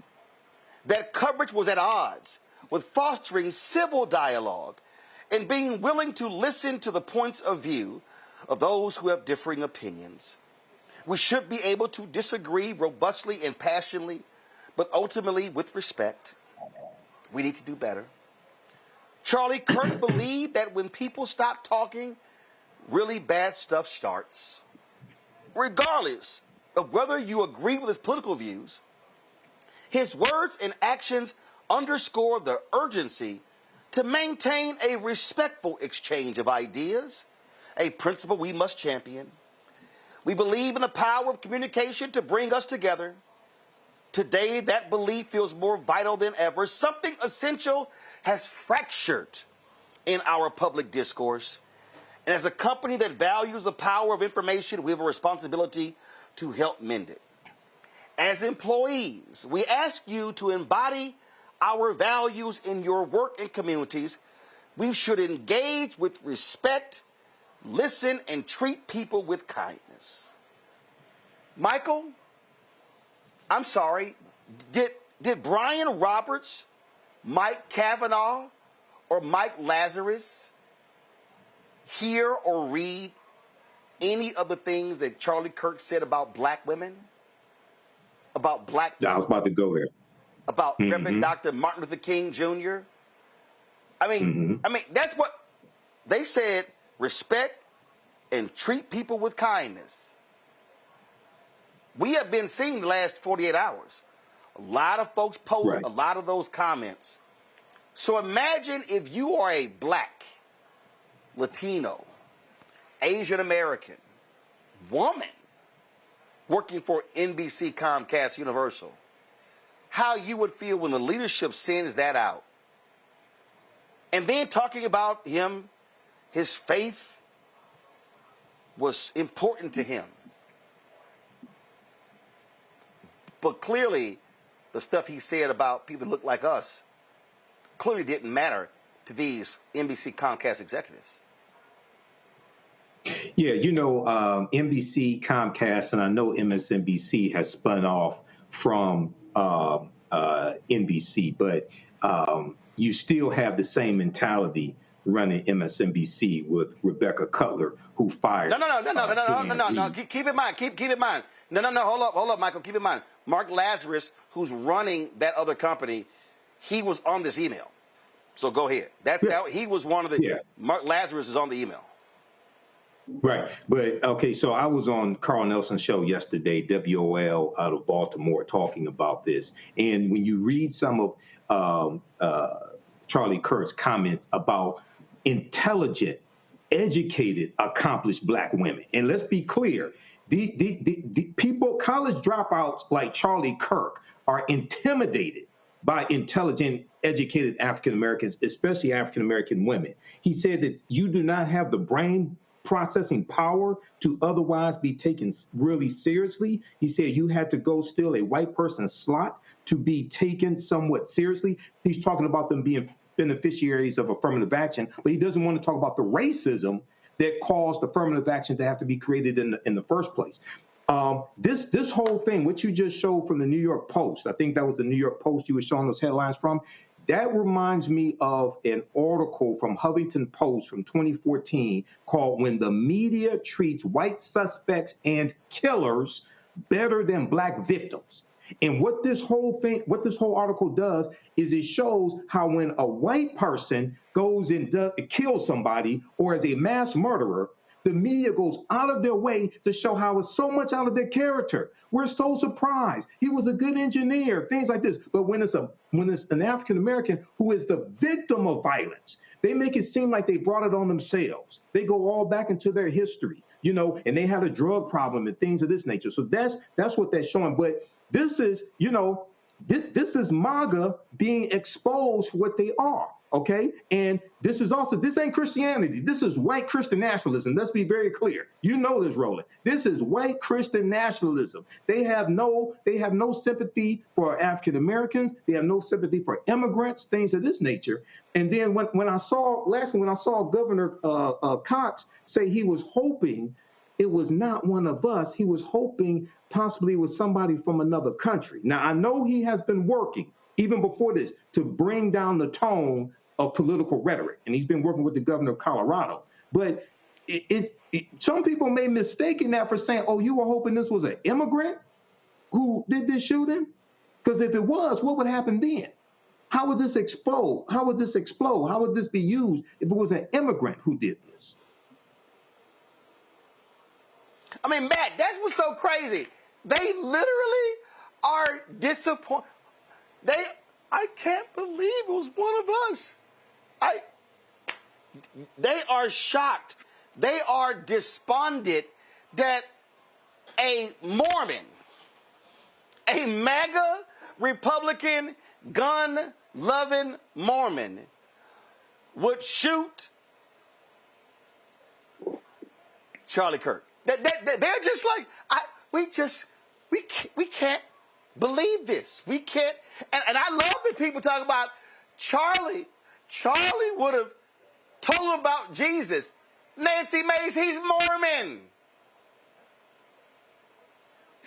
And he got shot at the largest university in Utah, which is run by Mormons. Look, hate is the heuristic. And what's so interesting about this is what you highlighted in talking about Laura Loomer and Nick Fuentes and even Nancy Mace is this is political violence, because what this is you have a person who assassinated him because he didn't think he was conservative enough. And that's what I think is one of the lost parts of this conversation is there's not a discussion of the fact that if you foment hate and you blame the other side for all the ills, I mean, not only do you have the historical backdrop of exactly what happened in Nazi Germany and other places around the world where somebody was scapegoated and then it turned into, mass genocide, right, or mass casualty. But what you have here is you have people who are basically on the same side, if you will, who are so enraged by hate and so invigorated by the hate that they're killing each other because they think the other person is not the embodiment of who they say they are. I mean, when you started with those tweets about Laura Loomer, it's exactly what she was saying about Charlie Kirk, that he wasn't truly who he said he was. And that's what makes this particularly problematic and also interesting to an extent, because they jumped immediately to it's the leftist, right? That's the bell we ring every time we want to galvanize this base and we want to foment people saying, hey, your country's being stolen from you. Your whiteness affords you a greater life than what you have now. And that black guy down the street is the one who's stolen it from you, right? So they're already kind of in that little cesspool. And what happens here when you have Charlie Kirk, who is being lionized despite saying some abhorrent things during the course of his time on Earth, what you have is people who are trying to out-conservative each other. That's exactly what happened here. And you're never going to see that angle of the conversation because it doesn't meet the narrative.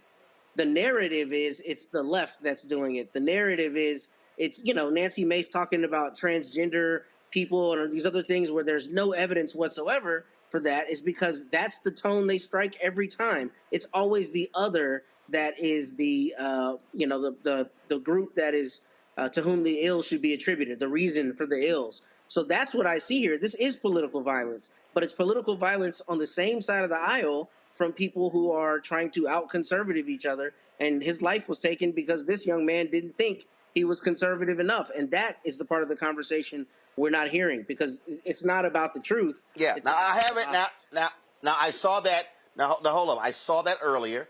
I have not seen that confirmed. I saw someone posting that. I saw that being bandied about.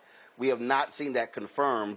So we do know that this Groyper community, Candace, I don't know if you've been looking up these folks. People can explain to the people, but this is the Nick Fuentes group. This is the far. I mean, Charlie Kirk was already far right.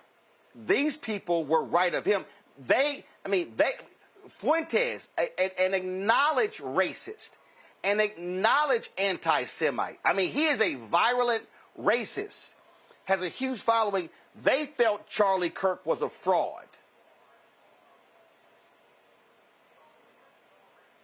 Is right in that when we're talking about conservatives, I like what Matt said, conservatives trying to out-conservative the next person, because these, what are they, Growfites, you said? These are the ones who think that the whole white race is being displaced for the worst of human mankind, and that they're the only group that should actually exist and lead the world. That's basically what they believe. So they're really kind of smashing the belief system and values of every other race on the planet besides white people. So if you think about anything within that spectrum, that's what they believe. So that really is, kind of out conservating the conservatives that are out there. But, it reminds me of something, people really don't understand that when they get online, they bait people to do things. And you have people who get online for one reason, and I'm not necessarily talking about Charlie Kirk. It could be anybody that you've played tonight. Get online to get the attention that they want. And you've got other people on the other side try to out-attention you to get your attention. And this is the ultimate way that Tyler Robinson got attention. He said, you know what, I'm going offline and I'm going to do something in real time. And now he's getting the most attention. And that's exactly what he wanted. He wanted all of us to be talking about him right now. He said, I'm going to outdo all of you. I'm going to turn over the menu. I was watching that Charlie Sheen documentary, and he was talking about how he went from women to men because he took crack. And he said he turned over the menu to men. He was like, anything else? That's how I feel about this young man. He was like, what can I do? Is there anything else I can do to out-conservative the conservatives that are out there? And actually, he did it. And I wouldn't be surprised if he's sitting somewhere in that jail cell and he's saying, I did it. I got exactly what I wanted. Everyone's talking about me. I reached my goal. And anything that you're doing on social media right now, I've just outdone. Yeah, it's just crazy. I'm just watching these people. I mean, they literally are losing it. And if y'all have, so that idiot Dinesh D'Souza, felon, so he just said, like, this is their new thing. So now here's their new thing, y'all.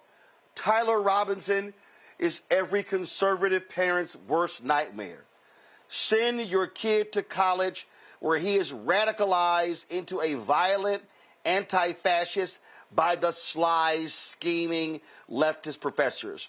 We need to put radical academia on trial along with its cherished product, Tyler Robinson. Y'all, the boy went to that university for one semester. And then, let me find it. Then apparently he was studying engineering. He was some apprentice something, some technical school. Like, these people are insane. They really are, Matt, insane. They are grasping at anything. What they cannot fathom, and the reason they can't deal with this, Matt, is because they don't even want to acknowledge those white domestic terrorists on January 6th.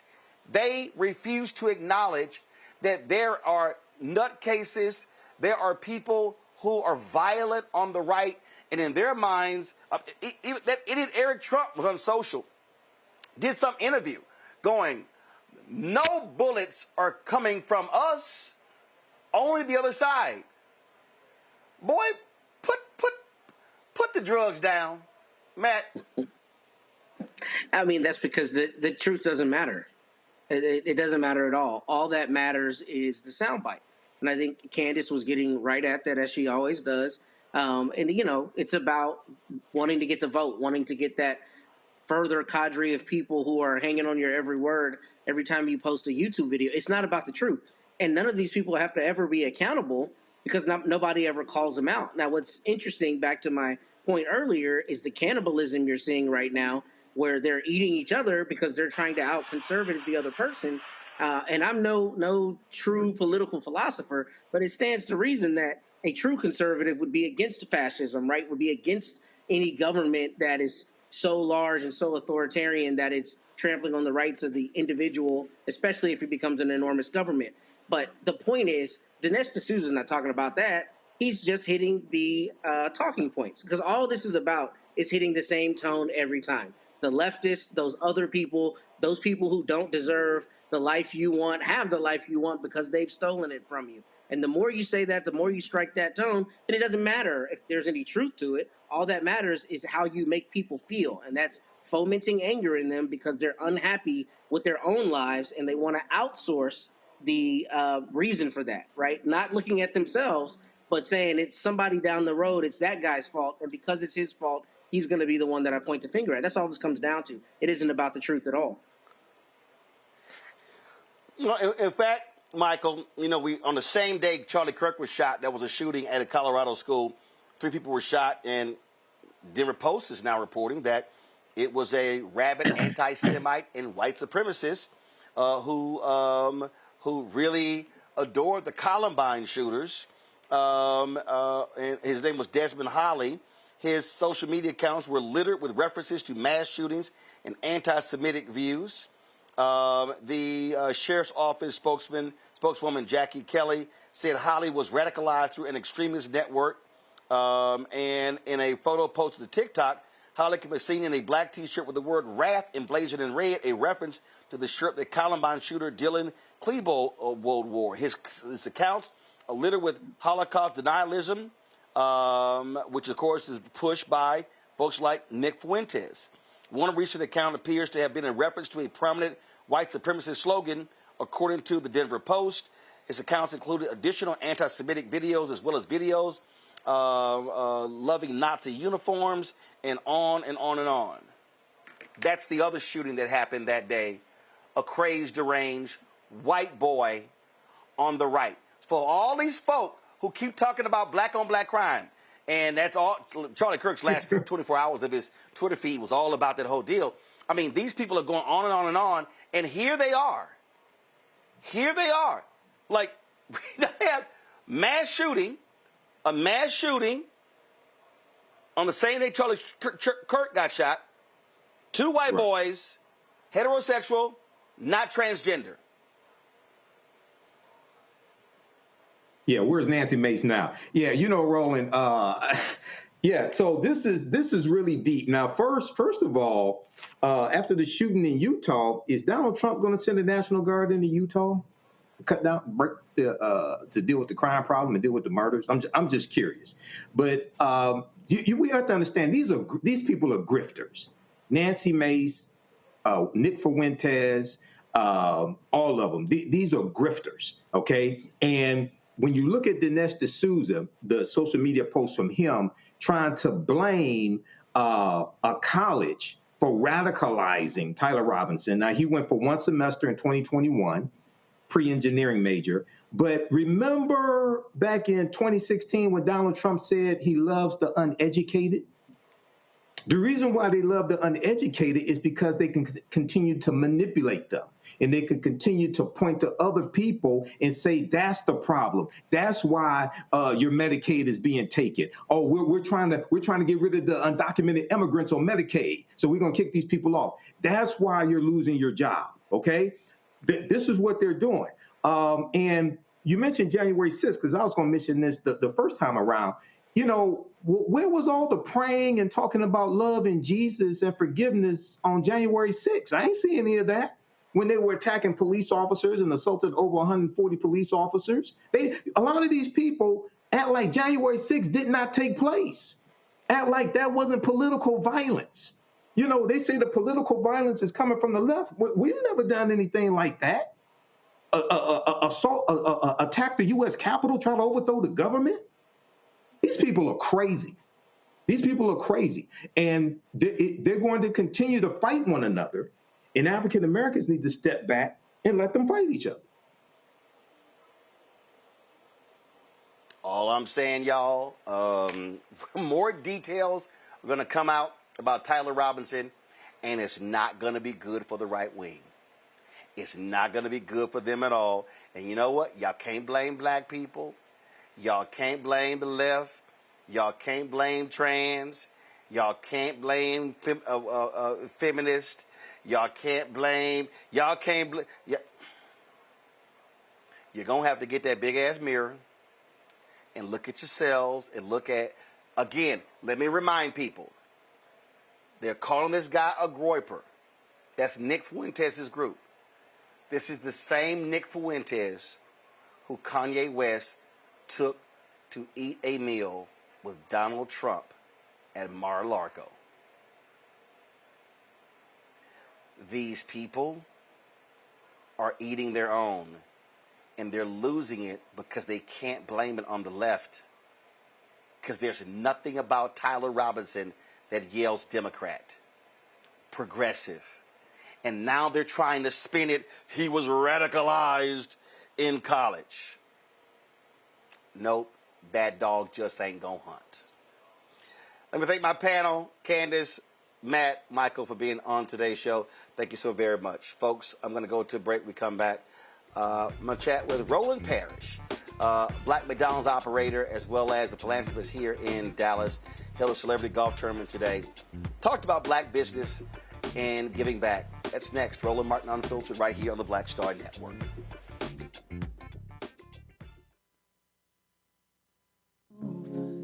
Black Star Network, what's happening? It's your man, Kim. And look, my new single, Rock With Me, is on fire. We debuted as the #1 most added and greatest gainer at R&B radio. So look, I want you to go check it out at musicbykim.com. Listen to it, download it, tell me what you think about it. Also, make sure you sign up to be a part of my community so we can stay connected. At Music by Kim on all social media platforms.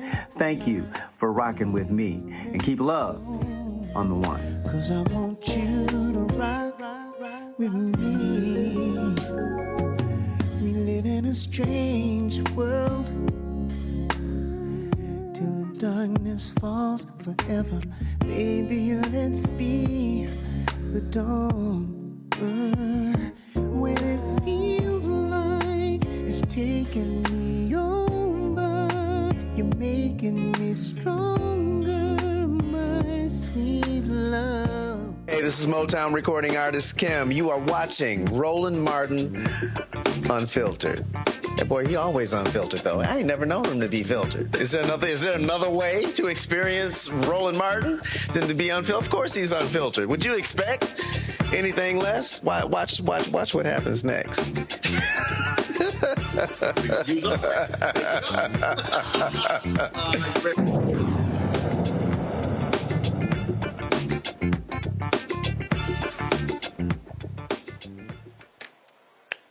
Folks, I'm here in Dallas where Roland Parrish, who has been a longtime Black McDonald's owner-operator, held his annual golf tournament benefiting his Parrish Family Foundation charity, supporting a lot of local efforts here in Dallas. We talked about that, talked about the importance of being a black business owner. Here is our conversation. All right, folks, I'm here in Dallas for the Roland Paris Celebrity Golf Tournament. That's why I'm hanging here. And this is the man himself. First of all, great name. Great, outstanding. Outstanding name. That's outstanding right. name. And first off, for the folks, we'll get to the foundation. But we're playing, so tell everybody where we're playing. We're playing at the Golf Club of Dallas. This used to be the place in like last century, 30s, 40s, 50s, 60s. This is where the PGA played. This is where the PGA, this was the #1 club in Dallas. Okay, but let's be real clear. They played here. We couldn't play here. Right. And in fact, Coma Cottrell, founder of Proline, always told the famous story. He told me this. So he bought a house here, right off the course, and they came to him to let him know that wasn't no black people allowed. But there was a brother who worked at the course who made some great barbecue. So if he wanted some great barbecue, he could get with his brother to get some barbecue. And Como was like, I don't give a damn about playing golf with y'all. And so he always told that story. And so now to know that story and to know the history and to now know that this course is black owned, that says something.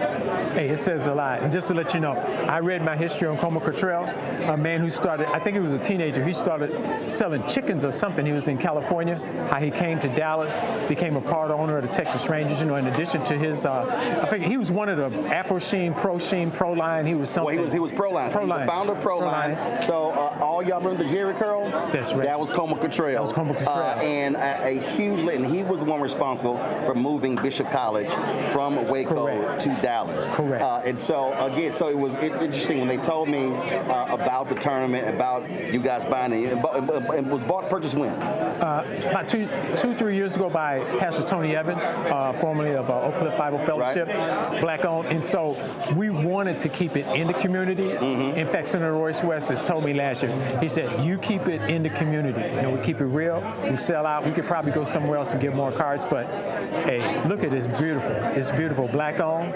And I'm pro-black business. I mean, I'm just pro-black business, man. I mean, can I throw a stat out? Yeah, it's my show. Okay. I ain't got to ask nobody. So $100, $1,000 spent in the black community, spent in the Anglo community will last about 16 days. In the Jewish community, about 19 days. In the Asian community, 30 days. $100 or $1,000 spent retail in the black community is 6 hours. 6 hours. Maggie Anderson's book, Our Black Year, that's where I got the stat from. And so we've got to build black business. I mean, that's how we're going to get equity and equality and enjoy the American dream. But we also talk about building black business. What I am always talking about is we have to build black business capacity. When there were 2.9 million black-owned businesses, this is pre-COVID, 2.8 million only had one employee. Right. Doing an average revenue less than $100,000. Correct. And I said, look, that's sole proprietors. I said, and so the thing I'm always talking about is capacity, and how do we do that? For you, when did you first start? I started in 1989. In fact, Roland, I opened on Juneteenth, 1989, and I was so busy. But I mean, not because we were doing such big business. You open up a business, they're calling you from everywhere. Rolling this, rolling that, rolling this. I didn't even realize it was Juneteenth. And I started a logo some years later, and I put at the bottom, open Juneteenth, 1989. And I think that was an omen. I think I was sent to the hood. If people know about Pleasant Grove, if you're a Dallas area, it was a McDonald's. Gotcha. That was your first one. First one. And it was in a black neighborhood, but it was the kind of neighborhood I grew up in Gary and Hammond, Indiana.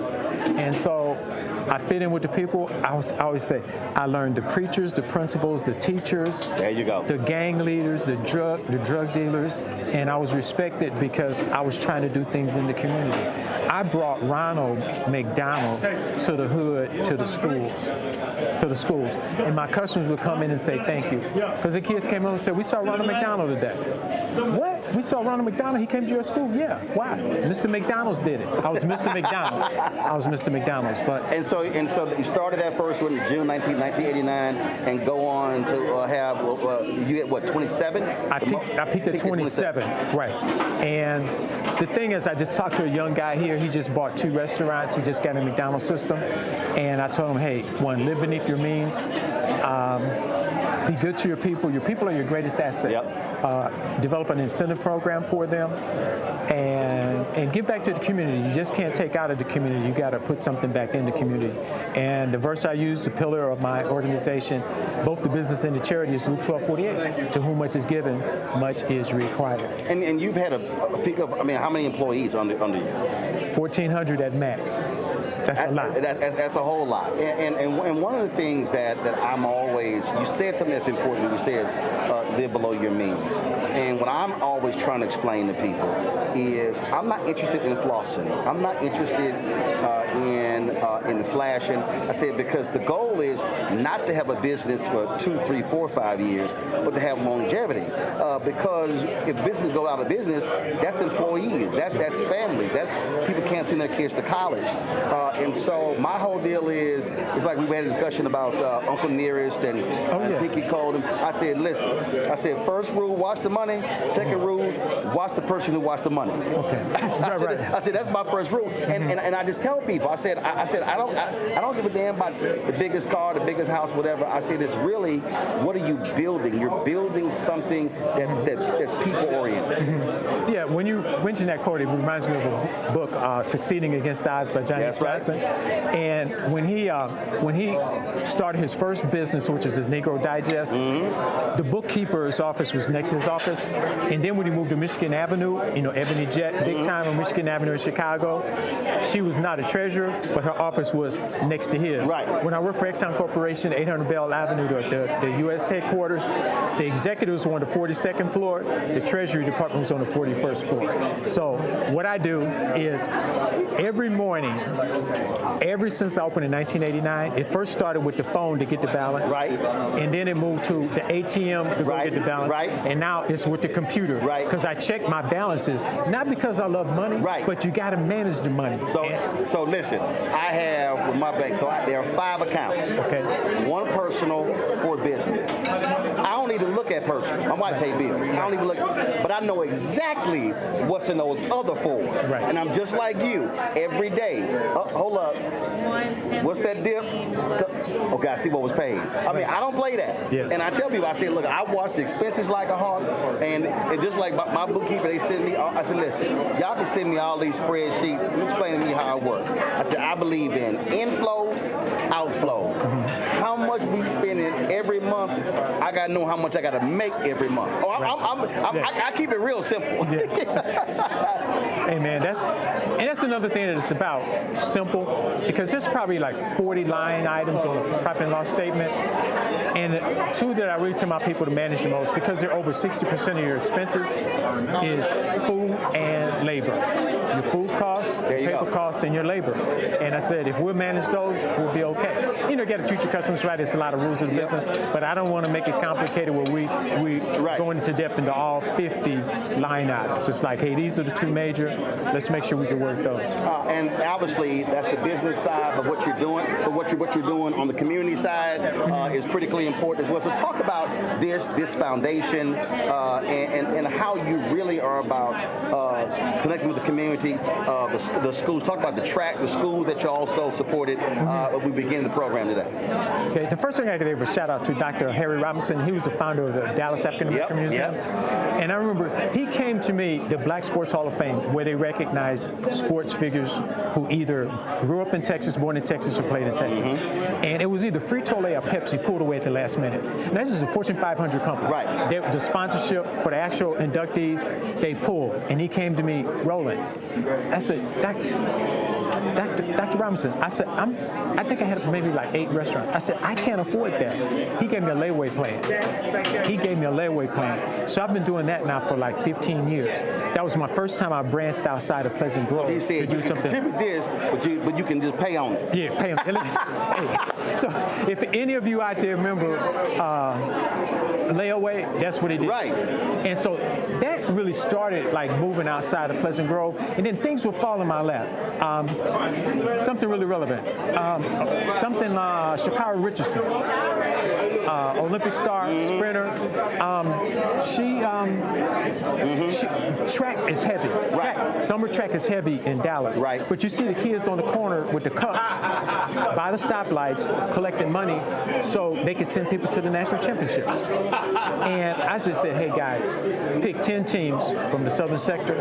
Let me give them $5,000 apiece. That's $50,000. Now we ended up having a track meet and having a lot of fun, but we did that. Chris Bosh story. Chris Bosh? Yep. Played with LeBron. So Chris Bosh and Lincoln won the national championship somewhere around 2002. I get a phone call down in Pleasant Grove. Mrs. Bosh is mine. Can we have a car wash? I was like, Mrs. Bosh, if you were up in North Dallas, boom, you would not have to have a car wash.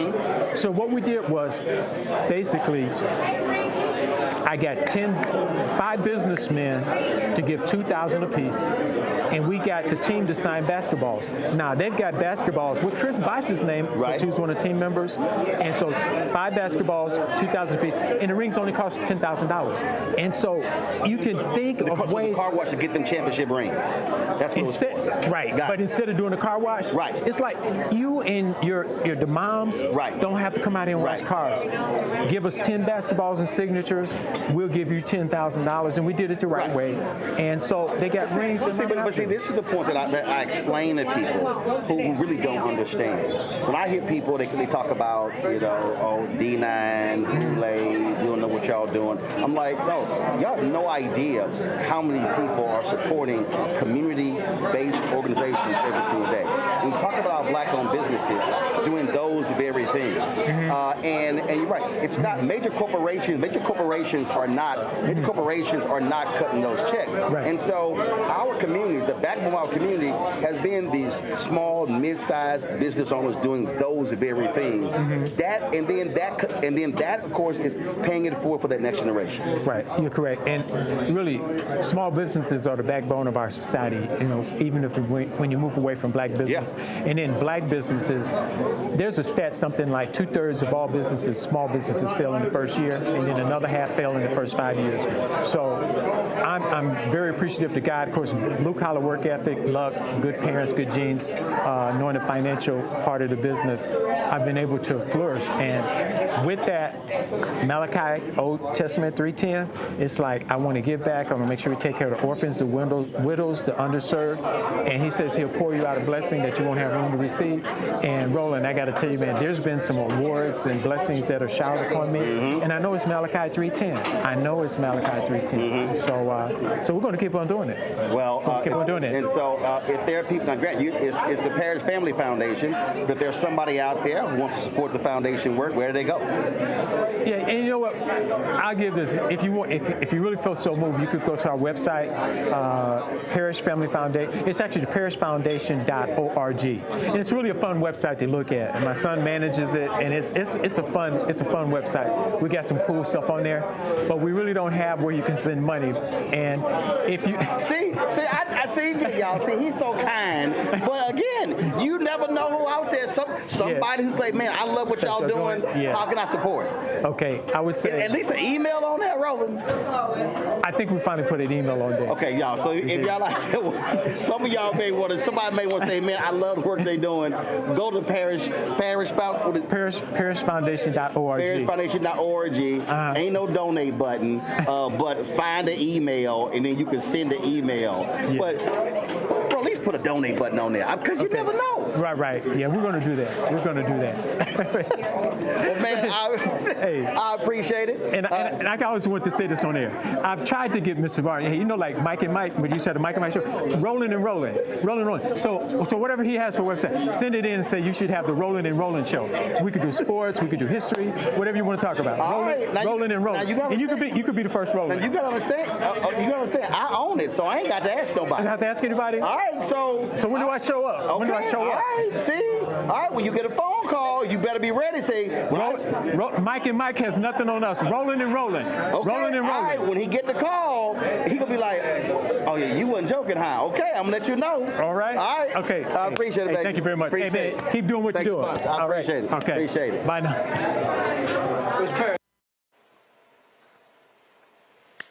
All right, folks. Now, the golf tournament was being hosted by my girl, radio show host, Lady Jade. Now, she recently started playing golf, and anytime she posts one of her golf videos on Instagram, she'll get a text from me with a critique. And so, I had to ask her about what's up with her swing.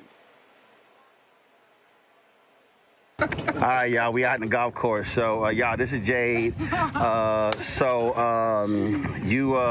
the queen of getting my text messages when you post your swing. So let me just say something. Roland is my online golf coach. I know that anytime I post anything about golf, my phone is gonna be like, ding. See what the problem is. That's what he's gonna tell me. He's gonna send me about 1,000 Amazon links. You need to work on this. You need to work on this. So just know, when I get good, it's because of that man right there. And I tell her, I'm like, look, get your grip, get your stance. Y'all understand? She'll post a video, and I'll be like, girl, come on now, let's work on, get the grip, get the stance. I'm trying to be cute. He's like, absolutely not. Right, but she keep trying to hit that driver. See, that's the problem. See, she want to be shot caller big baller, and I'm like, Jay, put that damn driver down. Dude, that's the one for me, because I feel like, let me not even. Hold on, what's you gonna give us your stance? Come on. Come on, give us your stance. I'm here. Look, I almost pigeon. Now, see, I'm gonna tell y'all. See, right now, y'all, her stance is fine. Way too much tension in her arms. Relax the arms. See, way too much tension. See, right there. See, y'all, this is the kind of text message she'll get. It is. I'll be like, too much tension. I'm like, too much tension. It's because I'm nervous. Right, she nervous. Always some good time at the golf course, and so it was great to see everybody. Of course, I spent a considerable amount of time here in Dallas at, of course, Fort Worth Telegram, KKDA Radio, News Director, Morning Anchor, also managing editor of the Dallas Weekly, and so saw Tim Brown out there, Pro Football Hall of Famer, Ed Too Tall Jones, Everson Walls. Everson almost hit into our group. Y'all know I had to crack on him, but it was great seeing him. Eugene Lockhart, former University of Houston star, who also played for the Cowboys. So a lot of people, a lot of Alpha brothers out there. And so it was great to see everybody out there raising money for the Parish Family Foundation. Shout out to Tosca Medlock for hooking me up, inviting me to the tournament. So it was absolutely fabulous. So I will not be back in studio on Monday because I will be in Rhode Island. My man Jeffrey Osborne is having his Celebrity Golf Classic, and y'all know it's always fun. You know I'll come back with some great stuff. You know it's going to be some singing. There's going to be some singing going on. So I'll be live from Rhode Island Monday and Tuesday for the Jeffrey Osborne Celebrity Golf Classic. And folks, that's it for us. I appreciate all of y'all for watching the show, for sticking around. Remember, got several things going on here. First and foremost, we're trying to raise $1 million to support the show. We've got some fantastic things we're going to be covering over in 2026. So your support is critical. And so to give to us via Cash App, use the Stripe QR code. You see it right here, bottom left-hand screen. Use that QR code. That can be also used for credit cards as well. PayPal, R. Martin Unfiltered. Venmo, RM Unfiltered. Zelle, Roland at RolandSMartin.com. Roland at RolandMartinUnfiltered.com. Also, check some money order, make it payable to Roland Martin Unfiltered, P.O. Box 57196, Washington, D.C., 2003 7-0196. Folks, download the Black Star Network app, Apple phone, Android phone, Apple TV, Android TV, Roku, Amazon Fire TV, Xbox One, Samsung Smart TV. Be sure to get a copy of my book, White Fear, How the Browning of America is Making White Folks Lose Their Minds. Available at bookstores nationwide. Get the audio version I read on Audible. Of course, get our Black Star Network, Roland Martin Unfiltered swag, hats, T-shirts, mugs, you name it, we got it. Go to shopblackstarnetwork.com. The QR code's there as well. Of course, get our shirt. MAGA chose between woke or broke. They chose broke. Hashtag we tried to tell you. FAFO Project 2025. And our bestseller, Don't Blame Me. I voted for the black woman.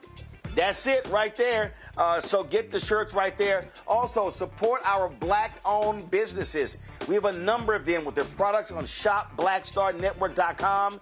Of course, go to our marketplace. Like we got backpacks, we got candles, we got all sorts of stuff. We got skin products, we got art, you name it, we got it. All that stuff, shopblackstarnetwork.com. You're looking for birthday gifts, anniversary gifts. You know, hey, Christmas is going to be in the next quarter. Y'all go to shopblackstarnetwork.com and buy everything out. You heard Roland Parrish talk about it. We have got to support black-owned businesses because that's who also gives back to our community. Be sure to check out our podcast go to the iHeartRadio Network, available on all platforms. So check that out as well. And don't forget, we want you to support Fanbase. And so be sure to download the app Fanbase. We want to blow that up. Everybody should be downloading Fanbase. If you want to invest in Fanbase, go to startengine.com/Fanbase, startengine.com/Fanbase. Folks, that's it. I'll see you on Monday on the Roland Martin Unfiltered Black Star Network. And I'm sorry, who was just talking to me? What were you saying? Okay, somebody said something to me. No, somebody did say something to me. Okay, all right, whatever. We always end the show every Friday with our donors. We've had, at last count, 45,216 people have donated since we launched this show. We always roll it on Friday. I'll see y'all on Monday. Holla!